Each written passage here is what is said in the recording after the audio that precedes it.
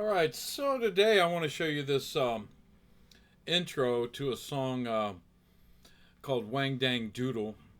And this song was written by Willie Dixon back in the late 50s, early 60s. And check his version out, it's great as well. But the version I want to show you is done by Savoy Brown. And Savoy Brown was formed in 1967 by Kim Simmons over in London, over in England. They're a British band. Great band. I used to listen to them growing up. And they were actually one of my favorite bands back in the day. Had a lot of great albums, and Kim Simmons was just a cool guitar player, great bluesy sounding player. But I actually really love their version of this song. There's a lot of other people who did this song. Howlin' Wolf, Coco Taylor. I believe even the Pointer Sisters did a version of it. But I've heard a lot of different guys do versions of this song. But again, Savoy Brown's version is just super cool, I think. The intro is very cool. So let me cue this thing up here and play it for you so you can hear it. So so he starts out here. It's in the key of A, by the way. Starts here with this, like.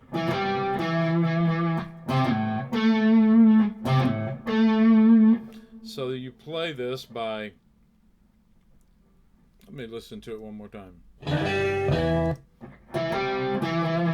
So you start here on the 7th fret of the A string with your 3rd finger.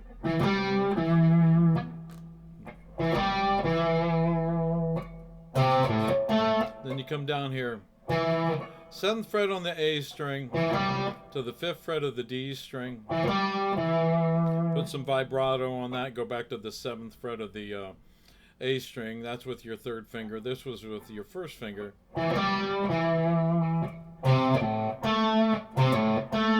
Then come down here to the 3rd fret.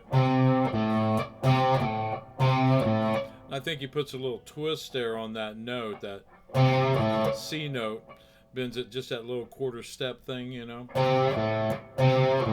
Then he hit the A open. Then you come up here to the 7th fret of the D string with your 3rd finger and play the A note there. So it goes. Now, there's another guitar player playing this up here. And that's on the 9th fret of the G string to the 8th fret of the B. That's with your 2nd finger. 1st finger on the 8th fret of the B string.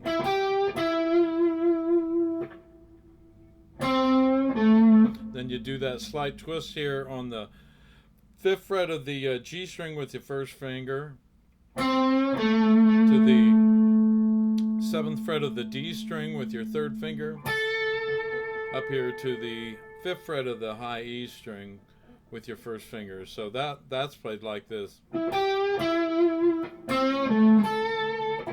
see if I can do it. Unfortunately, I don't have a count off, so I kind of, I got to come in when I can hopefully get it just right. See what happens.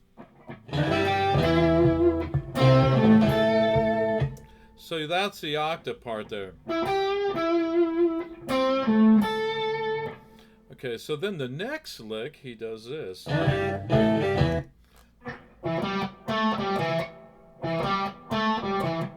So that's played here again on the 7th fret of the A string, 3rd finger, to the 5th fret of the D string with your 1st finger, up to the 7th fret of the D string with your 3rd finger, back down to the 5th fret of the D string with your 1st finger, back to the 7th fret of the A string.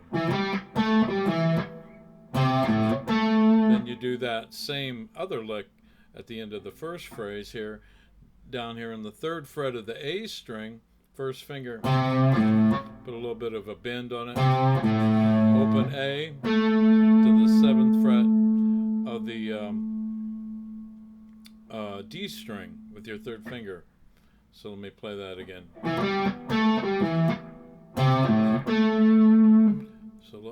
play just that line. I'm not going to play the first line. We'll play the one I just showed you.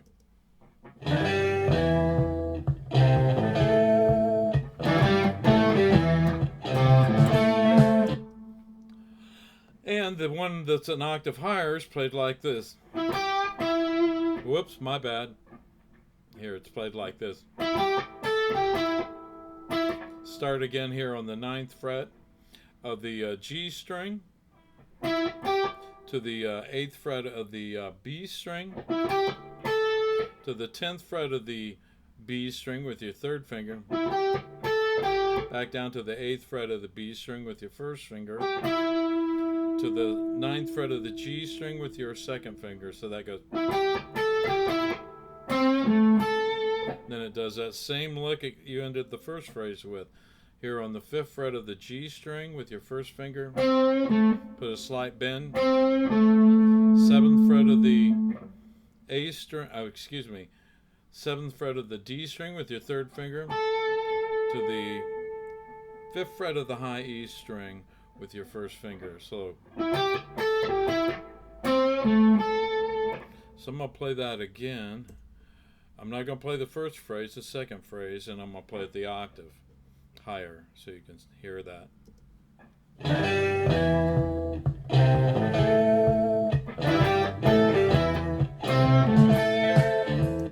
Okay, so then it goes into the main lick or phrase that he uses practically through the whole song, and that's the groove that I like. I love the way this line flows, and if you haven't never heard this song, go up and listen to it.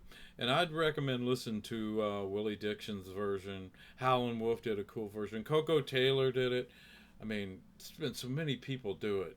But again, I used to play this version of the Savoy Brown version back in the early 70s. I think this song came out by them in 1971 off of an album called Street Corner Talking. Great album. There's some good songs on that album. So anyway, once it's done this little opening line, it goes into this groove. Let me cue it up and play it. I'm gonna try to play the whole thing, and then that next line, which just keeps repeating, you'll hear it.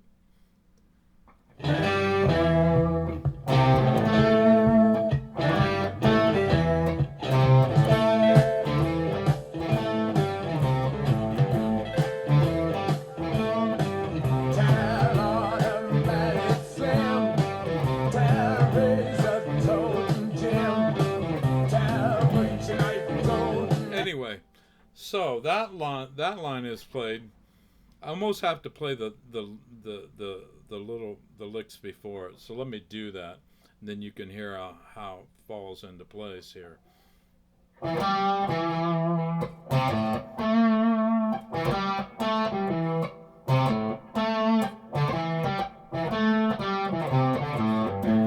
So it goes. The line starts like this. You're on the A string, 5th fret, to the 7th fret, 3rd finger, that's 1st finger. 1st finger on the 5th fret of the D string. Then you go to the 7th fret of the A string, the 3rd finger. Then you roll it down and play on the 7th fret of the D string. So now we have. Then you come down to the 5th fret of the D string, 1st finger, to the 7th fret of the A string. So let me play up to that. Then you come down here to the 3rd fret of the A string with your 1st finger, up to the 5th fret, 3rd finger on the A string, open A string. So now we have.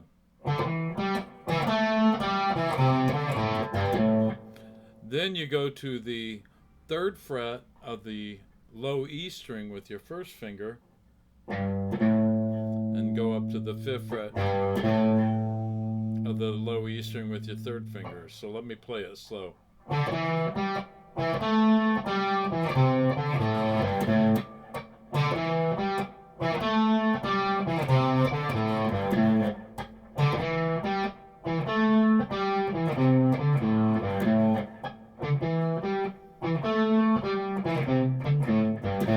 And I palm mute that sometimes.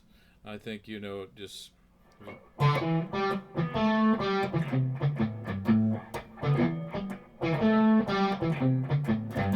because there's singing going on there. And so you don't want to overpower the vocals. So I'm pretty sure back when I played that, I palm muted.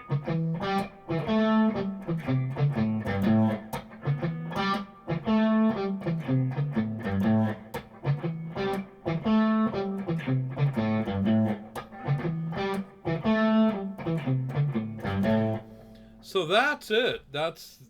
I mean, it goes into a little solo part.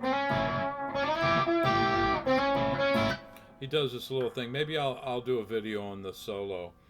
But again, it's just a cool groove, and anytime you can learn these little groove things, you know, I call them grooves, like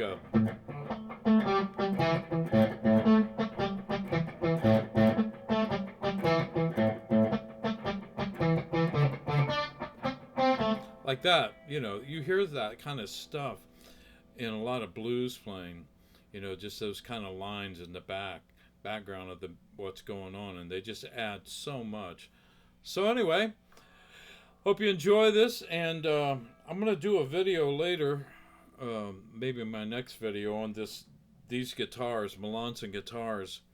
I was blessed to be endorsed by Melanson guitars back when I toured with Larry Howard, and these guitars were made by a guy by the name of Gerard Melanson, and I just love them. And there's a story about this guitar. You won't find another one like it. But anyway, I hope you liked the video, and if you liked it, subscribe and tell your friends.